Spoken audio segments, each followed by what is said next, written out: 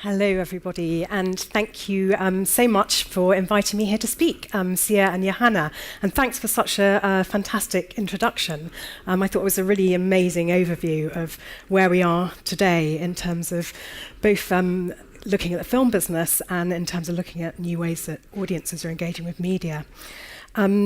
So Johanna wanted me to talk a bit about the future, and in fact, I am actually going to talk about what I feel is the present and what I have learnt over the last 9 years of running Power to the Pixel. Things are moving so fast, as Johanna said. It's so hard to actually look into the future and say what's going to happen, but I can certainly talk about some of the things we've learnt and talk about a few of the projects that we've showcased in our markets and have gone through our labs. So just a little bit about me at the beginning. I actually come from the independent film business. I don't come from the digital media world. So I was actually inspired to set up Power to the Pixel because of my experience in independent film. So I ran the UK office of a company called Next Wave Films, which was part of the independent film channel in the States. And we our mission was to help emerging filmmakers making their first and second time features launch their careers. So we started by creating a finishing fund for projects that were kind of rough cut stage and needed help finishing, and also we acted as a producer's rep helping sell projects into the North American market and beyond. And then we started financing films, all that was shot on digital video, because we were very interested in ultra low budget work, and this was back in 1998. We were involved in 13 different feature films. They all won major awards. 12 of them got North American distribution. They all had great critical acclaim, but the problem was they never found an audience. And despite the fact we felt that the projects had very strong core audiences that should be reached, the distribution system and the way the film business worked just didn't serve the purpose. And that was back in 2002 when the company closed down. And I started looking into how the internet and interactivity and new tools could create new opportunities for engagement back then. And I found that working in that system was really frustrating. You were developing projects over many years. It seemed like a huge effort getting these projects made, but actually getting them into the world and getting them to the audiences seemed worse. And the whole system of developing projects in a vacuum over several years seems so crazy. And it's only when you get to the point of sale that you ever think about who your audience is, which kind of is completely out of kilter with how media culture is today. So Power to the Pixel I set up in 2007, and I really wanted to create an organisation that would help film and media companies find ways to adapt to stay relevant to changing audiences in digital. So we help creators and businesses develop projects and entertainment products that engage audiences across the spaces and places and devices they now use. And we do two things really in the company. We run project development labs. So these are some of the project labs that we run. We run them with a variety of different partners. So for example, we ran the High Five for Kids Lab with Nordisk Film and Television Fund, which was a wonderful project where we developed, it was about 14 projects, cross-media projects for children it was in 2011 and 2013. And these are some of the other projects. We also run markets and firms where we help broker relationships between different talent, producers, and potential commissioners and financiers from right across the different media industries. So we're very interested in bringing together people from film, television, interactive games, publishing, advertising, and the arts world in our events. We think it's totally necessary. So the kind of experience we've learned about projects, I think, has mostly come through our main annual development program, which is our Pixel Lab, which we've now run. We're going to be in our 6th year this year. And it's been a really wonderful experience developing it, because I work with a fantastic network of about 20 mentors, many of them returning each year, who are all practitioners, are all really pushing the boundaries when it comes to developing products and new types of projects. So we're open for applications. If you want to speak to me about coming on the lab, please come up to me afterwards. I'll be very happy to talk to you about it. And I'm going to tell you a little bit about how we work with projects and how I think we have to move forward in working with projects in the future. As I wasn't here this morning, but I heard, and also from what Johanna said, there was a big argument on, or debate around transmedia and cross-media. And I know we are associated with being a cross-media company, but I often find these words are really confusing. And when you say you have a cross-media project, it sometimes isn't the most useful way of describing what you're doing. Often the most important way is actually to talk about the story you're telling and how you intend in engaging your audience. So what we do at the lab, just to say that we take all types of projects. We're totally agnostic to what those projects are. We work with film producers, television producers, and we work with producers making new types of interactive narrative as well. The other project is our main centrepiece event, which happens in October every year, the Cross Media Forum, which we run in association with the BFI London Film Festival. And it consists of 4 days, a conference, a think tank, and it's the only sort of international dedicated marketplace for cross-genre projects around the world. So again, we're looking at innovative forms of narrative that are engaging audiences beyond one single media. And we pick 35 projects and we introduce them to these kinds of people. So we're looking at bringing together, breaking down those silos, not just the sort of production, marketing, distribution silos, but the silos between industries, because we really feel that people between all these different industries, film, interactive, the tech, finance, arts, publishing, games industry, have to get together and work together, because now that digital has blurred the boundaries between different media formats, it's also going to blur, we have to blur the boundaries between the different industry silos. And I think that's one of the main problems. We're still operating in silos. And often it's the blind leading the blind within their industry. We can't move on and grow unless we start working across different sectors. So that's something we really encourage. At our lab, we mix up people in groups and we make them work and collaborate together. And it's amazing how they grow and they form new relationships. And we do the same at our events. Relationships have started between newspapers and film companies, between different soft funds around the world who fund different types of products, because they never meet. They all go to different markets and festivals. So it's really important there's somewhere they can talk. So enough about the company. I'm now going to talk a little bit about how I feel we have to approach project development. So stories today, the way we're engaging with stories is totally, totally different to just a few years ago. Stories are no longer contained in one single media platform or format. Audiences are effortlessly moving from one platform and device to the next to consume ideas and stories and communicate with each other. They've become living entities. They're discussed, mixed, shared, remixed. And that means that their story brands are way bigger than the actual original professional media that was developed in the first place. The whole story world is also part of it, is what the audience creates. All the fan fiction, everything, and the commentary, the after shows, everything around that particular brand. And it's way bigger than this single media format that we're used to talking about and developing. Now, just when you think about how stories are told, delivered, and shared, over 100 years, we were really playing by a model of scarcity, where the way that stories are produced and delivered were completely restricted by very few platforms, by very few storytellers, by very few formats, by very few gatekeepers who could control the means of distribution and finance, of course. And now we've moved from that model of scarcity to one of abundance, where there are more stories, more storytellers, and more ways to engage with stories ever before. And that means that the price of content has dropped radically, and we're all suffering from this, but the value of people's attention has risen. And that means that fans and followers really are the new currency that we have to look at. This idea of engagement, and it's something Johanna talked about all the way through her talk. This is what is key, and we have to start planning this engagement right at the beginning of project development now. Not something we bolt on at the end and we hand over to the marketing department once we've finished our project.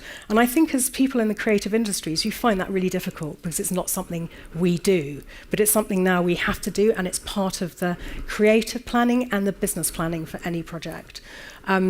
So I think we have to become like digital or media or social anthropologists of some way. We have to start really looking at the behaviours and the motivations of the people we're trying to communicate with.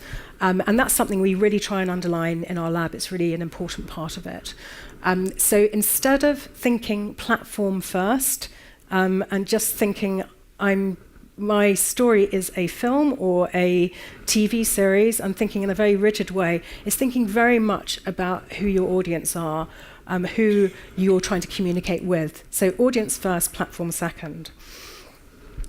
But when it comes to traditional project development, it's still pretty much business as usual. So this is what it looks like. We choose one predetermined format, TV or film, and we develop that in a vacuum, usually develop a script for many years. In a kind of business-to-business vacuum, we look for finance and pre-sales if possible. If it gets made, we take it to a market or a festival. And it's only at the point, if we're lucky enough to get some kind of distribution or license, that anyone starts thinking about the audience. Now, we know when it comes to film development, that generally is around 5 years if you're lucky, from concept to point of sale. And when you think about how things are changing, if you're thinking 3 to 5 years is the absolute limit in your report of predicting the future, there is no way that we should be. The zeitgeist of things changes so quickly. We just cannot imagine what the audience is going to be doing or what devices, what new platforms are there. It's kind of crazy. We can't carry on working like this anymore. So we do totally recommend taking this cross-media approach to story development, but I think it's really hard. As Johanna says, there aren't that many good examples out there, and I think there are many reasons for that.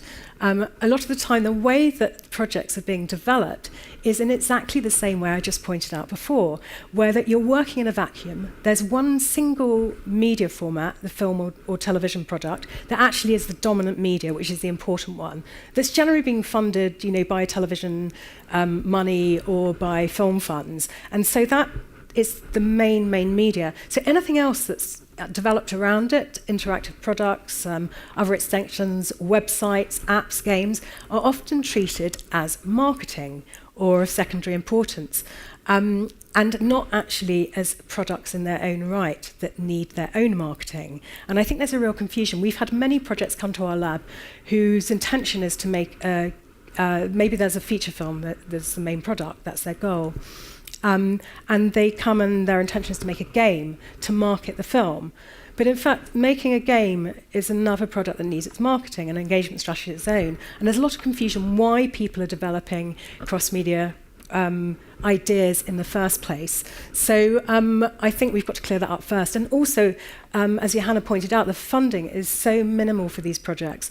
And often they're developed right at the end, once the funding for the main product has been secured and you're in production. The producers are quite inexperienced and they're not used to working on with new interactive ideas. And a lot of the times they do fail because they've been developed wrongly. They're not integrated in the whole development of the project. And they fail. And a lot of people are saying this doesn't work, whereas I kind of beg to disagree. I think it's all about taking a completely different strategic approach, which is what we're trying to do, where even if we have a project that comes on the lab that's a feature film project, the producer's often there because they know they want to try a new way of engaging audiences and maybe creating value and other products around the film. So what we're trying to do is to help them develop that route to get to that film in a better way, not in the vacuum. So what we get them to do, we get everyone to do, whatever kind of projects they have, is to go right back to the core themes of the story they're developing.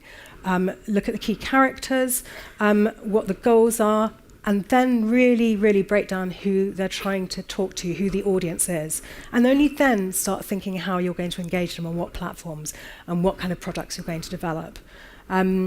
So three key things that we try to do by the end of the lab is, really work out the core of that project, what the key themes are, because if you're going to start working across different platforms and creating different products, those core drivers are going to have to be relevant in all those products and tie the brand together. And then very importantly, work out your goal. A lot of the time when you're creating a project, you often forget why you have made it in the first place. And I find when you get into the intricacies of when I was involved in script development, you often get so entangled in that project that you forget what your original reasons were, what the core themes were behind the project, why you're making it. Is there a social message? Are you there to make loads of money? Did you want to develop it out as a brand? So we're really, really key on what the whys of the project, and then obviously building a strategy and a roadmap for doing that. And we take projects at all kinds of stages. This could be an early concept stage, or it could be for projects that have already been commissioned.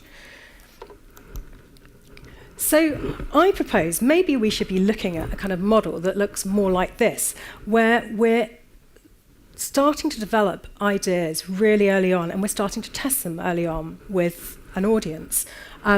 So you're getting those key ideas, the sort of like you start. Again, there may be a goal of making a particular product right at the end. But what happens is you write back and you test what those core themes are. You work out your characters, what the brand, what the story world is. And you build a strategy to build a very sort of like first sort of like prototype, or what the tech community call a minimum viable product. And you test it out early. You see, whether it sticks, whether there's traction, and then carry on developing your brand. So the tech community never releases anything unless it's an alpha or betas. And that's how I think we should start thinking in terms of project development with media products, that we should be trying out a lot earlier ideas. And even as basic as things like Kickstarter campaigns, incredibly effective crowdfunding campaigns at trying out ideas. I mean, recently, I don't know if you've heard, but the most successful project ever on Kickstarter was something that was released last week by one of our advisory board members, Alan Lee, who's an amazing games designer who was set up, he was one of the chief leads in Xbox Entertainment, which sadly the division shut down last year. It's a card game that he's worked in collaboration with the editor of The Oatmeal called Exploding Kittens. They've raised $4 million in a few days. They asked for 10,000. But the key idea is absolutely fantastic. It's completely stupid. It's a kind of exploding kitten Russian roulette with a fantastic trailer. And it's got two people who are wonderful creators and makers behind it. But this, I'm sure they have a much bigger idea for the project, knowing Alan, because he's worked on many huge projects with studios, film and interactive and narrative projects. This is a perfect example of something that's just caught on. And not every idea is going to catch on like that, but we've seen many great ideas with documentary filmmakers who funded social impact projects, where they've really tested whether there's traction in an audience. And it's as simple as that. A Kickstarter campaign with a trailer is your first minimum viable product. It could be nothing more complicated than that. So a lot of the time, and this was especially the case when we first got applications to the lab and to our market, the projects would often come with this whole checklist of cross-media and interactive products, this crazy amount of products that producers often, with small production companies, said they wanted to make. And we know how hard it is just to develop a film project or a television project in itself without having to develop these projects all at the same time. So what we're proposing is, instead of sort of having these crazy plans, which are going to be out of date due to the changes in audience behavior and technology very soon, best to organically grow a brand idea, a media brand, and to work that way, test it out, to rapidly prototype ideas, and to fail fast, instead of to put so much money into a project that's going to fail that we're only going to find out about 5 to 7 years later, when it hits the cinema that first Friday night. So I know I wanted to show you 3 examples of things that I think are perfect brand development. And they're three very different projects that many of you might know these already because two of them are pretty old. And that's the reason I wanted to show them, because they are still alive as media ideas. And they share many things in common, even though they're completely different genres and different scales. So the first thing is, all of these projects didn't ever start by intending to just develop a film or television product or a single product. They started in a platform agnostic way, and they started with a core theme at the heart of each project. Then each one of them had some kind of early rapid prototyping. So they were testing out their idea very fast with audiences. So they never took more than a year to put out the first part of the project. They always had some kind of research and development phase as well, and user testing.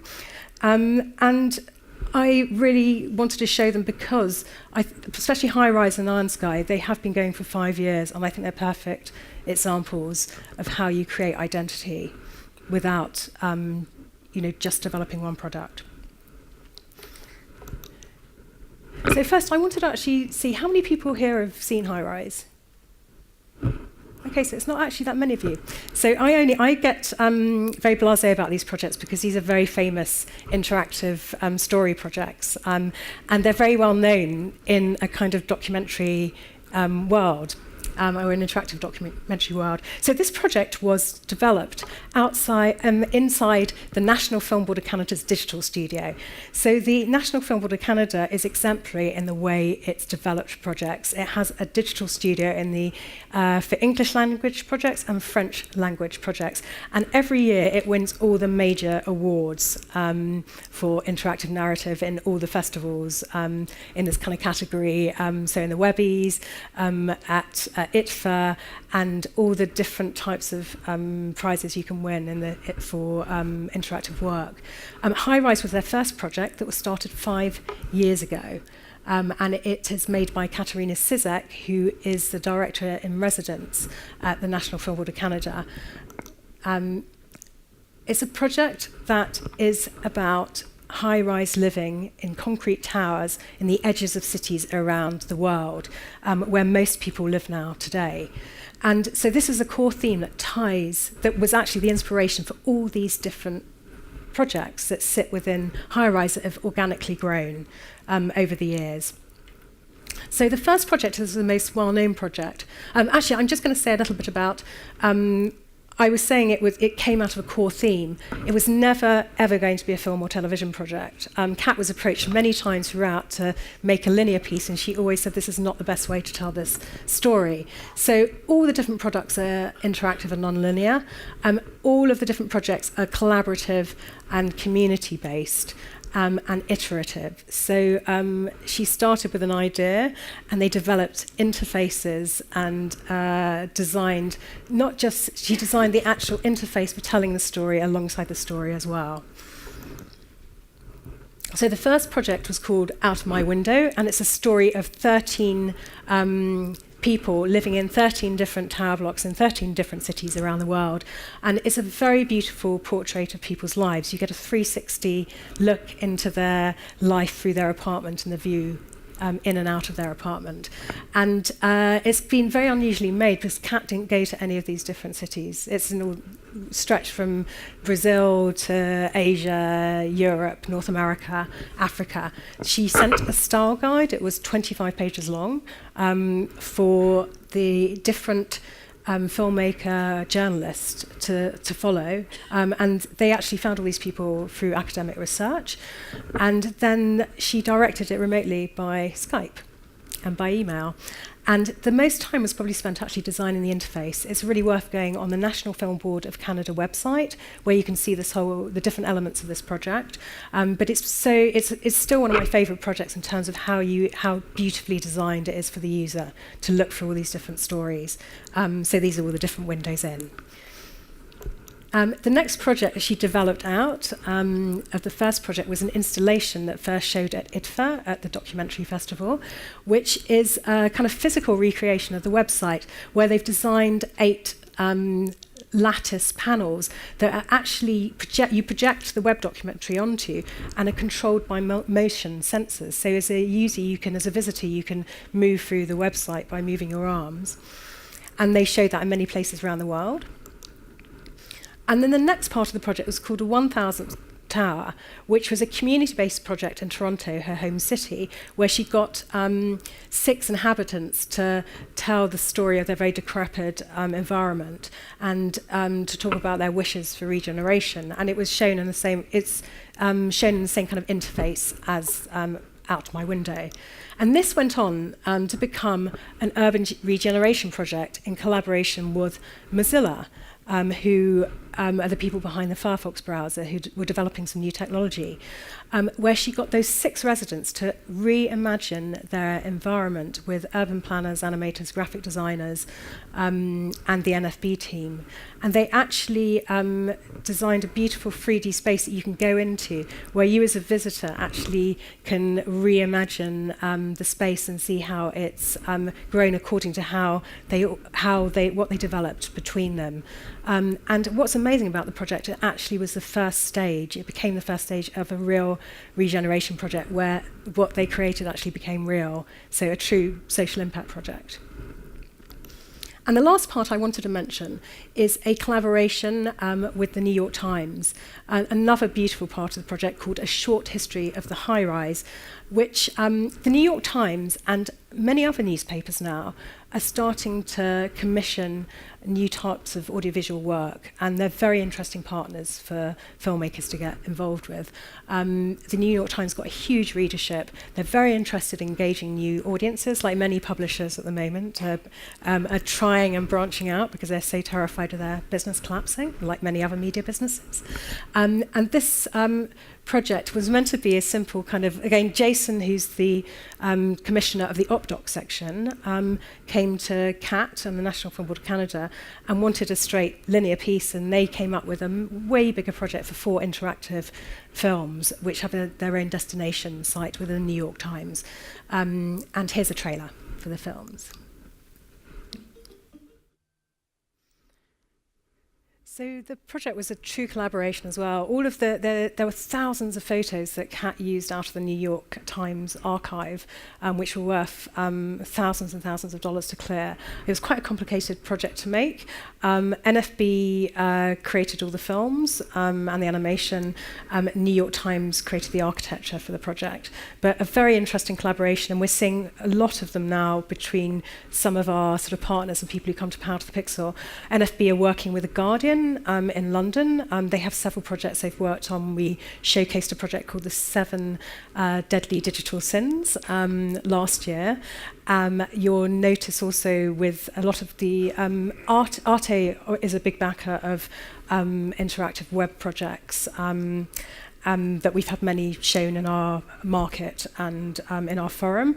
And they also have worked with newspapers as well. And it's really helped in terms of distribution, because a lot of these kind of interactive web docs and documentaries in general have a really hard time in finding a way to audiences. And distribution for newspapers really helps because it got a huge readership. So there was a project called Alma, A Tale of Violence, which was made by a French interactive producer called Alexandre Brachet from Upyon. It was shown on Arte, but a partner was Time magazine. And if you Google it, it will come up way at the top of Google through Time, not Arte. Just these partnerships are really valuable and great sources as well of support and revenue. So my next project is a project from Germany called Net Wars. How many people know about this project? So just a handful. So Net Wars is made by Film Tank, who are a documentary company based out of Berlin. The project exists over 7 platforms. It was released last year, and it explores the impending threat of cyber war. It's a hugely ambitious project, and it's the first project that Film Tank have worked on like this. And the business model behind it was very interesting and quite tough for them, because they actually had to bootstrap a lot of the project. They decided to put money into it themselves and license out the products, as opposed to give rights to the broadcaster, because they felt it would have stifled the development across platforms. And I think this is a big issue when it comes to developing projects. If you work with a traditional media partner, a lot of the time you're going to give them rights, or you're going to have to attach the interactive part into their website, or give them an exclusive deal, or you're not going to be able to develop out your project. So it's quite difficult. I think you heard Nuno de Bernardo was speaking this morning, who mentors on our Pixel Lab and is an amazing producer when it comes to entrepreneurial project development and how he develops his projects out. It's a matter of sort of going, of really fragmenting how you build finance, and often not taking it from one source. There are not cross-media financiers anywhere, so you still have to go to different routes of finance separately. So the project is told as an interactive web doc. It's an information portal about threat of cyber warfare and attacks. It's a TV documentary of 52 minutes. It's an ebook, an audiobook, and it's also an interactive graphic novel. And the last part of the project that Film Tank are developing is the most expensive part, which is a fictional TV series. So it's a mixture of fact and fiction, and the way that the brand is actually tied together is through one central character, who's this kind of dark cyber dealer character who ties the kind of factual and fictional elements together, who's played by Klaus Kinski's son, Nikolai Kinski. And I'm going to show you a trailer which shows you all the different elements of the project. Do you remember the attack on Estonia in 2000? So the project was released last February, first the information site, then actually the web TV documentary came next on Arte. There was a theme night. The interactive documentary came out in 5 episodes straight afterwards. And there were newspaper partners and other online partners in Germany who helped distribute that. The audiobook, the ebook, and interactive graphic novel were published in collaboration with Bastei Media, who are one of the biggest German publishers, in May. They've just come out with the second book and another installment of the interactive graphic novel series, and they're developing the TV series now. So a brand that grew very organically. The filmmakers didn't set off just to make a TV documentary. It grew gradually, and it was an amazing achievement putting this all out in a year. So I quickly wanted to mention a project that I think many of you are familiar with from Finland, Iron Sky. Now, the reason I wanted to mention this is I think this is a perfect example of how to build an independent media brand. It is one of the best examples of audience building and advocacy that I've ever seen. It was developed, produced, financed, and marketed with its audience. And the filmmaking team has maintained their community over several years. So they made their first film, and now they are going on to make 2 other films and a whole suite of different products. The whole brand is called the Iron Sky Universe. So just looking back at that first film, so for those of you who don't know it, it's a sci-fi, dark sci-fi comedy about Nazis going to the moon in 1945, and they're coming back in 2018. That was the first film. It was just thinking back to my flowchart, that green flowchart, of how you develop your first minimum viable element really quickly, throw it out in an audience test. Well, this is what these guys did. They did it several times. The first thing that they showed was a very high-end teaser of the project before they'd even written a script. They kickstarted their crowdfunding campaign with that. They carried on crowdfunding for several years as they developed the project, but they also then developed many different small products along the way that helped engage their audience and build value and raise revenues for the film. So one of them was called They Demand Iron Sky. I don't know if anyone remembers this, but it was actually fans who wanted to demand to see the film in a theatre. They sent their email and their postcode. incredibly important data. So very useful for proving to distributors that there was demand. And then they had things like a site called, I don't have it on here, Rec-A-Movie, which was a way that the audience could collaborate and on script ideas and other suggestions for the film, which was incredibly effective for hardcore fans. And by the time it was premiered in Berlin, they showed the trailer, I think it was just before that weekend. 3 million people saw it in 48 hours. It was way bigger than any of the Hollywood studio movies that were coming out then and releasing trailers. And it was also sold into every territory apart from the US, I think, which was sold at Berlin. So incredibly effective. So going on to, and they secured a huge amount of crowdfunding for the project, along with traditional finance, which I think is really interesting, is the combination of, it was a co-production with Finland, Germany, Australia, and it was crowdfunded. But their next project, they have, for the next film, they've done 2 Indiegogo crowdfunding campaigns, one for the script and for a promo trailer, teaser, and the second bit they just finished was of $560,000 they raised for the pre-development. So they're still financing, they're still raising, it's $15,000 I think for the production of the film, but on the way they've been raising money to help them get there and for all those different stages that are really hard to do and to also help build their community. But the thing I wanted to point out, I think they developed a whole lot of products around the first film, so free graphic novels, a board game, a live-action role-playing game, and there are various iPad games, which they're now going to be developing around all their films. And what they've done is they've done something I think is going to be very powerful and interesting. It's called equity crowd investment. So crowdfunding sites like Kickstarter and Indiegogo are purely donations, so you donate for a perk. You may get your name and a credit, or you may actually get to play a role or something bigger, depending on how much you pay. But for equity crowd investment, the audience actually get to invest in the product and get a share of the revenue if there are profits. So what they've done is this is a Finnish company called Investor, who are automating the process of private investment. And there are a number of these different companies springing up around the world who are making it easier to raise private investment, which has been very complicated for filmmakers because you have to go through all kinds of regulation and paperwork. So this was actually for the Iron Sky company, not for the products. It's actually for the brand that holds the products. And I think we're going to see this play a really big part in terms of startups and developing media products. Can you imagine if people are prepared to donate money? Can you imagine if they actually can invest in something, the advocacy that will bring, and how much more attractive that will bring when more of these kind of like companies are set up. And in America, they've just changed a law that this kind of thing is going to be come into place. So companies like Indiegogo, I think, are probably going to develop arms like this. And I think it's a really interesting way of how we can grow ideas. But at the moment, sorry, I was going to show, yeah. Let's go backwards. At the moment, I still think there's a real problem.